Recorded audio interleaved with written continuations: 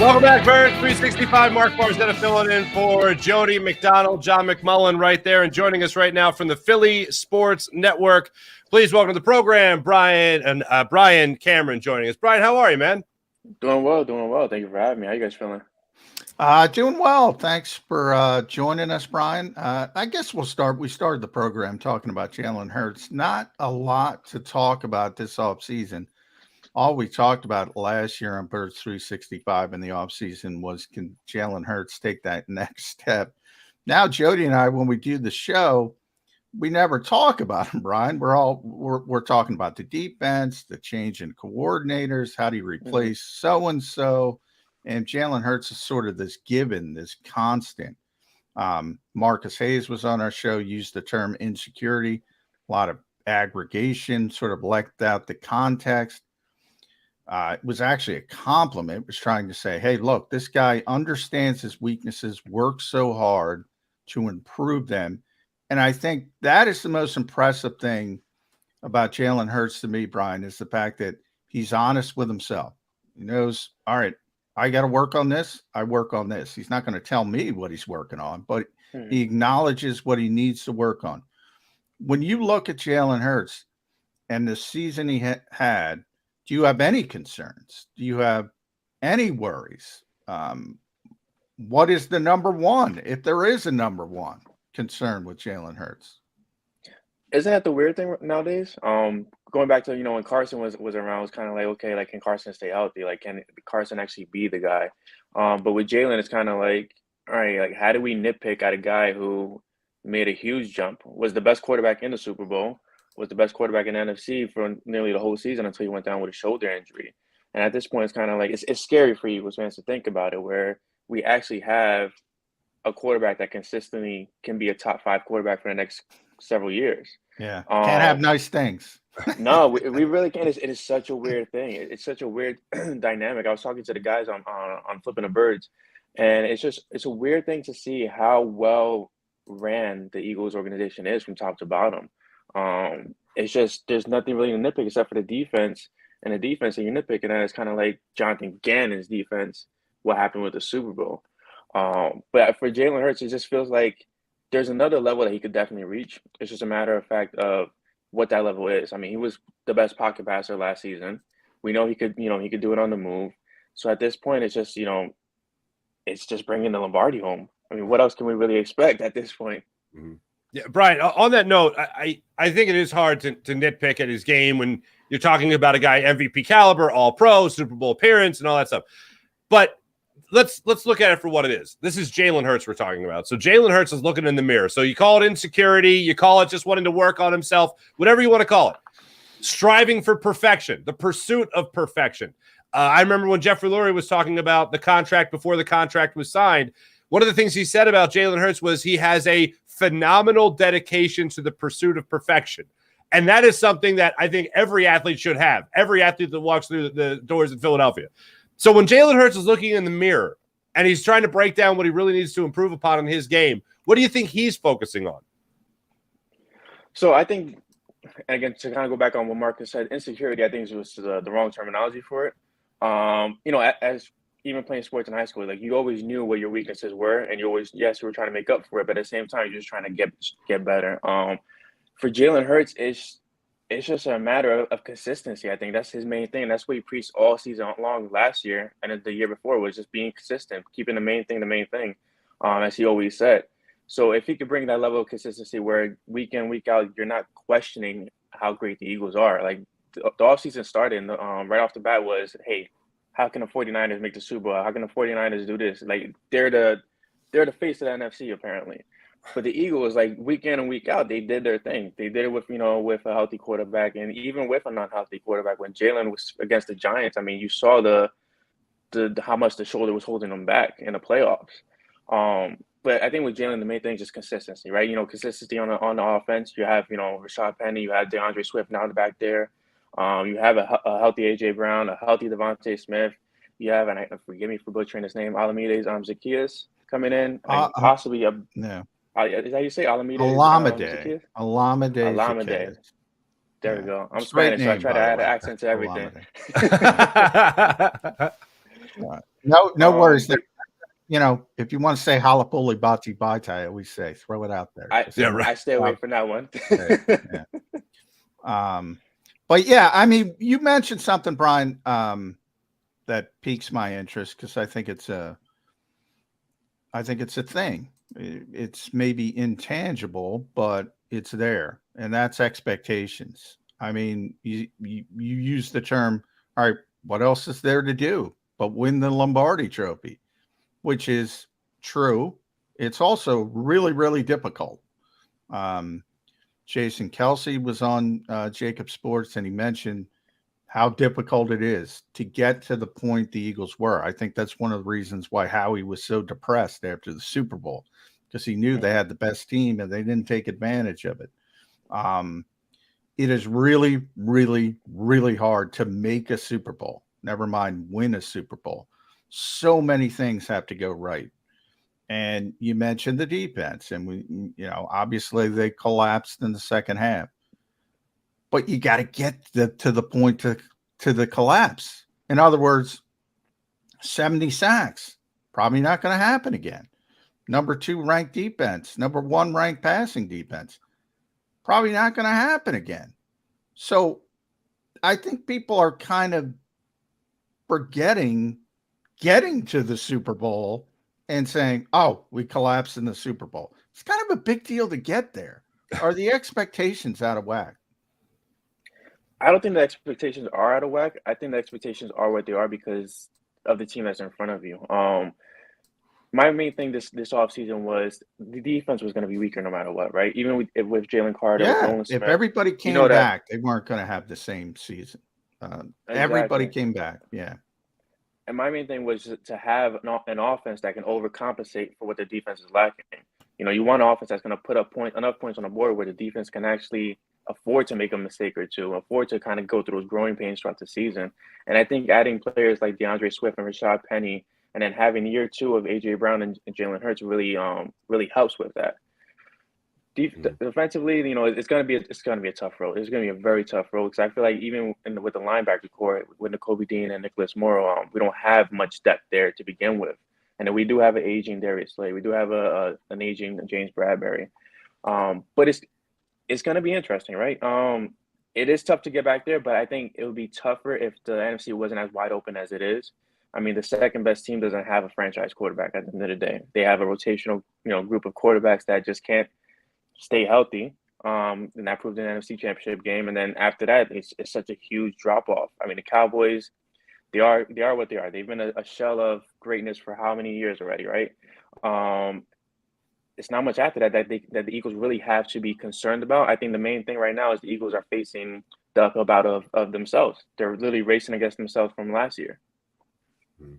Yeah, it's an interesting thing. And you could talk about, especially on the defensive side of the ball, we've been talking about with Jalen Hurts, how to prove any doubters wrong, he just needs to have that longevity. He needs to build on that resume that he's already well established right now. It's a good start to a career. But defensively speaking, you can talk a lot about inexperience as well. Considering just your starting safeties, you have one that's pretty much locked up with Reed Blankenship, and then there's going to be a battle for the other one. Sidney Brown could be that guy, and I'm hoping he is that guy. But if he is that guy, and that's not a lot of experience you have at the free safety spot. You mentioned the linebackers, and the guy that's charged with orchestrating all of this, Sean Desai, has only been a defensive coordinator 1 year in his NFL career. His NFL coaching career has been a defensive coordinator 1 time. So we can talk about confidence with the inexperience of a guy like Jalen Hurts individually, but as a unit, how much of a concern is it to you, Bryan, when you talk about this defense? It's a huge concern. I think there's gonna be a lot of growing pains with this defense. But it's just a matter of did they do the right thing of loading up the defensive line to overcompensate for an aging Darius Slay and James Bradbury? We won't be able to know that until they actually hit the field. And the key thing about this is you have an aged Fletcher Cox, you have an aged Brandon Graham. A lot of guys have to stay healthy for them to really just hold up the fort for the season. And then you mentioned the safety group. It's a very young group out there. Sometimes having youth is great, but sometimes having youth, that's inexperienced, it could be an Achilles heel. But at the end of the day, I feel like this offense is more than well built to overcompensate for the lack of what they're lacking on defense. Yeah, I think you're right, Brian, with the defensive line. When you point out the aging of Brandon Graham and Fletcher Cox, you expect at some point, especially with Brandon, the drop off. You've kind of already seen it with Fletcher. Brandon played so well last season; it's kind of unbelievable. And now they limited his reps. Maybe that improved, but they've done a good job getting younger as well. They've been able to do it, and you bring in back to back. You bring in Jordan Davis, Jalen Carter, Nolan Smith, all these guys, former teammates, current teammates, Georgia guys. I think people were disappointed with Jordan Davis last year, but honestly, I don't think they understand the role. His role is to make others better, not to get sacks, not to get stats. That's for Jalen Carter and Nolan Smith and everybody else. And, look at Nakobe Dean at Georgia. Every time you saw a highlight, you saw the big guy up front taking up 2 blockers to get him to the football sort of unabated. So they have this tremendous talent up front. And you mentioned, I agree with it, it's kind of, can they make up for the deficiencies on the back end? Jim Schwartz used to call it the engine of his defense. I was talking to an NFC executive outside Philadelphia. He said they had 17 NFL players, 16, 17 on the defensive line. I'm counting edge rushers. Now, they're not all great, Kentavious Streets of the world, guys like that, but they belong in the league. That depth is so impressive. Can that overcome the deficiencies on the back end? I think it definitely can, especially with again, to their advantage, the inexperience of Jalen Carter. I think Jalen Carter is going to be a necessary, how can I say this, a necessary player for this defense, but he's not going to be the guy this year because I just think the inexperience is going to catch up to them at one point. But having Jalen Carter there, having a mammoth like Jordan Davis to free up space for Fletcher Cox, for Hassan Reddick, who I feel like is very, very underrated for what he did last year with the Eagles, and he's done the last couple years with different teams. Then you have a Nolan Smith, who seems to be like a duplicate version of Hassan Reddick on the other side. You have Josh Sweat, who nobody talks about as well.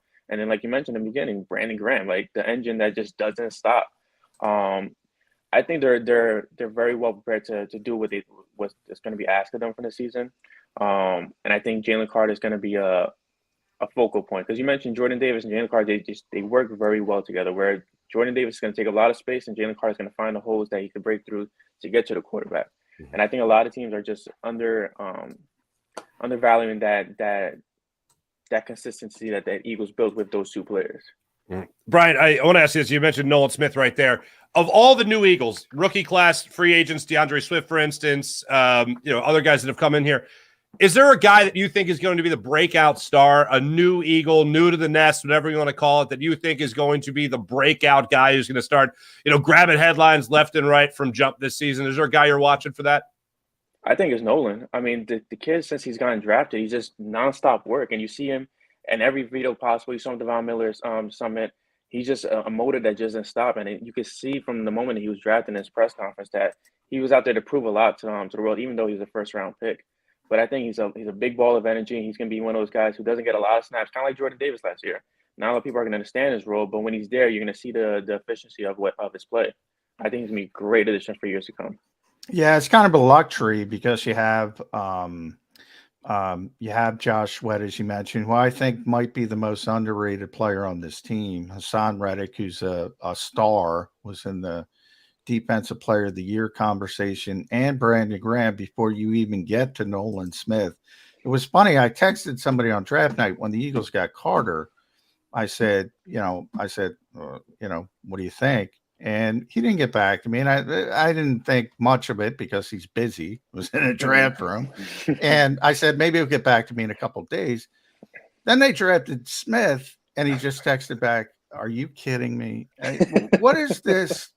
What this league is allowing the Philadelphia Eagles to get these players on the defensive and offensive lines. Whether it's Landon Dickerson a couple of years ago, and now it's Jalen Carter, arguably the best player in the draft, right? If he didn't have any issues off the field, he probably goes number 1 overall. Chicago takes him, and you never even think about him at the 9th pick in the draft. Now, there's concerns. I mean, you got to be realistic. The Eagles got him for a reason. But from a talent perspective, I was trying to think about it. I'll ask both of you guys. When is the last time the Eagles got somebody with this kind of talent at the top of the draft? I can't. People can say Carson Wentz, but Carson Wentz was pushed up the board because he was a quarterback. Mm-hmm. He wasn't one of the best 2 or 3 players in the draft class. This guy's a number 1 pick guy, talent-wise, from just a talent perspective. Typically, when you make the Super Bowl, you don't get the most talented player in the draft. I think he's going to be a home run if he, does what he's supposed to do and stays clean off the field. Any thoughts about who the last guy? Because you got to go back years and years and years and years. Number 1 pick status, I can't think of him, but Lane Johnson, I think, is the closest. Yeah, that's a good one. That's Lane the only that's the not number 1 pick, but the closest to it. I think Lane Johnson is the guy that could be the most comparable in terms of pushing himself up the draft status without being a quarterback. Yeah, that's a good one. Because Lane's going to the Hall of Fame, in my opinion, and he's the best right tackle in football. That's a very good one. That's probably it. Good job by you, Mark. But from Jalen Carter's perspective, I think when people see him, they're going to be blown away. I think they don't realize, like Bryan, you were talking about, he might not break forward. I think he is. I think he's going to be a star as a rookie because people got to worry about Reddick. They got to worry about Sweat. They can't just say, oh, Jalen Carter's doing some damage. Let's double team him. If you double team him, you got to double team Davis. Good luck blocking Hassan Reddick. I think that's the hope for the Eagles defense. Yeah, I definitely agree with that. And I think Mark stole my answer with Lane Johnson. I might slip in the chat to him. Oh, he did? Oh, that a fella. Good teamwork. Good teamwork right there. There it is. No, that is an interesting thing, though, when you talk about the breakout stars and what Jalen Carter can bring. But the thing that Howie Rose has done such a great job with, and you could disagree with this, Bryan, but is the versatility of this defensive line. And I know it's been a tale as old as Andy Reid in Philadelphia when it comes to making sure you're building your interior and starting in the trenches there. But from a defensive line perspective, I think you might not have the stat production of a Javon Hargrave where it's double-digit sacks for Jalen Carter right out of the gate.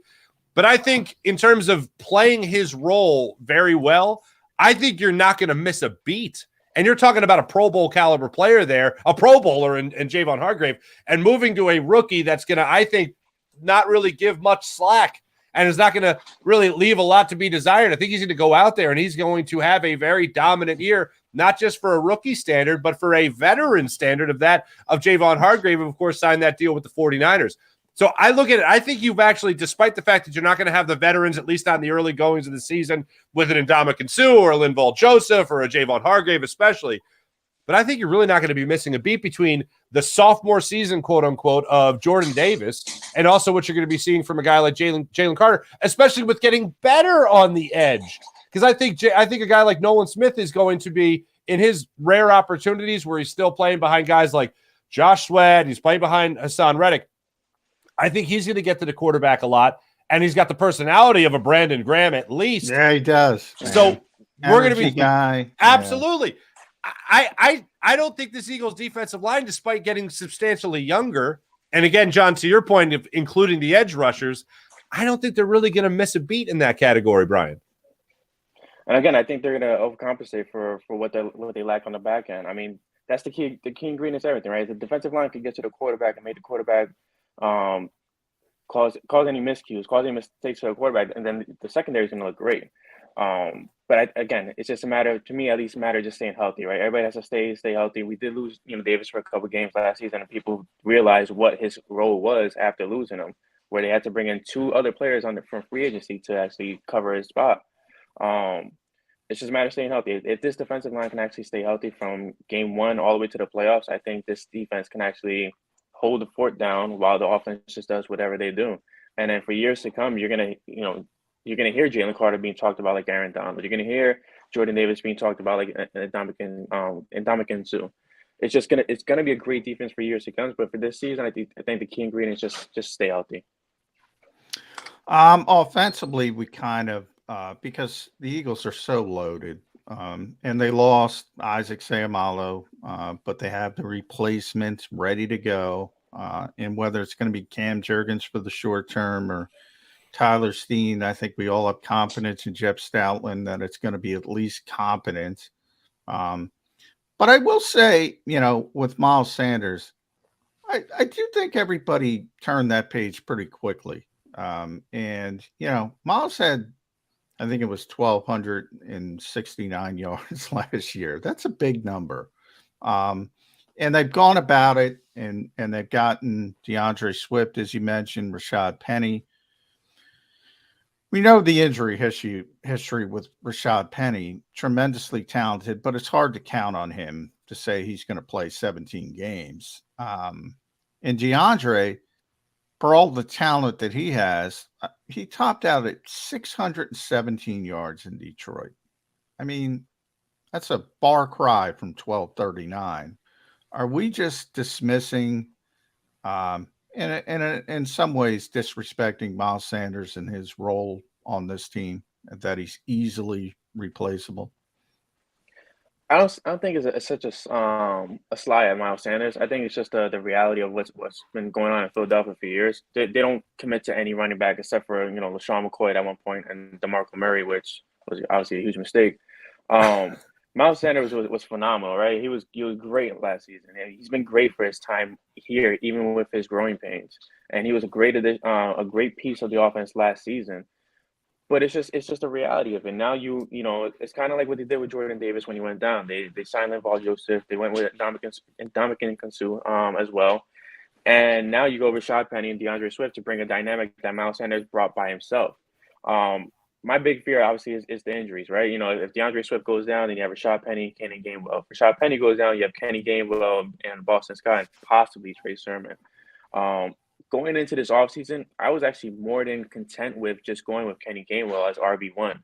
I think it's great that they added Rashad Penny and DeAndre Smith, but I think this running back room for what their job and the purpose actually is, I think they'll be just as good, but they'll never bring those numbers like Miles did. And the advantage is Jalen Hurts can run. The RPO is solely based on Jalen Hurts' decision at the end of the day. And if you could keep DeAndre Swift healthy for at least like 10 to 12 games, you keep Rashad Penny healthy for at least 10 to 12 games, then you're already a step ahead of what you thought you would be at this point. Mm-hmm. You wrote an article a couple of weeks ago, I think a week ago, actually, for Philly Sports Network there, and you were talking about some surprising moves, Bryan, that the Eagles could be making, that Howie Roseman could be making leading up to training camp. Patrick Queen is one of those moves right there. I believe another one you listed was Devin White as well. Are you still on board, maybe, for Howie Roseman being even more aggressive as the offseason goes on to solidify some linebacking or safety spots? I think it makes too much sense to not happen. Now, granted, these are some big names that the Eagles probably, don't usually go for. But at the same time, like John mentioned, like how he was depressed after the Super Bowl. And to get back to the Super Bowl, you need all hands on deck. I think getting a guy like Patrick Queen or Devin White to pair with Nakobe Dean would be phenomenal. You're adding a veteran presence to that linebacker room, which is, in my opinion, is still needed no matter what. I mean, TJ Edwards was that veteran presence last year, as well as Kaiser White. But adding more firepower to a defense that a lot of people feel like will be your weakness, it would be phenomenal, I think. And I think going after a Patrick Queen, which is still young, or going after a Devin White, who's very, very well established in the league, would be an A+ move. At B Cameron PSN, make sure you follow Bryan on Twitter, managing editor for the Eagles coverage at Philadelphia SN. So make sure you follow those guys. Co-host of the Flippin' Birds pod as well. Last one for me, Bryan, coaching staff. One of the sort of advantages the Eagles had year 1 to year 2 of the Nick Sirianni era They kept everybody together, the entire coaching staff, which is rare in the NFL. Either, want to move on from some guys, or they're successful, as what happened coming off the Super Bowl. You lose both coordinators. Defensively, I think, a lot of fans didn't like Jonathan Gannon, but they also, if you did a defensive depth chart for coaches, they also lost the top 2 guys under Jonathan Gannon, Denard Wilson, who left because he wasn't promoted, Nick Rollis, who left to go with Jonathan Gannon. A lot of turnover. And then you bring in a Matt Patricia, which is kind of weird, to be honest. You bring in a Marcus Brady, who was here last year as a consultant, but you have this extra added layer. All this turnover in the coaching staff, is that an issue for you? It's one of those things that you keep in the back of your head, and you go into Sunday hoping that it doesn't flare up. I think, like you mentioned, the Matt Patricia hiring is the oddest thing to ever happen. I mean, that's kind of like when they were looking for Josh McDaniels to hire as a head coach, and everybody in Philadelphia was panicking because nobody wanted him on our sideline. And they were right, by the way. Oh, absolutely. Like, yeah, I'm not a big fan of bringing I feel like Bill Belichick's coaching tree is only good with Bill Belichick at this point. But Patricia, it's a weird dynamic. Then you have Sean Desai bringing his guys in. I think, Bryan Johnson, that turnover, I think, is going to be perfectly fine, honestly, just because the relationship he has with Jalen. But defensively, it's going to be weird. It's going to be a different sight. And again, I mentioned growing pains a lot about the defense, and I think they're going to go through their growing pains with this new staff.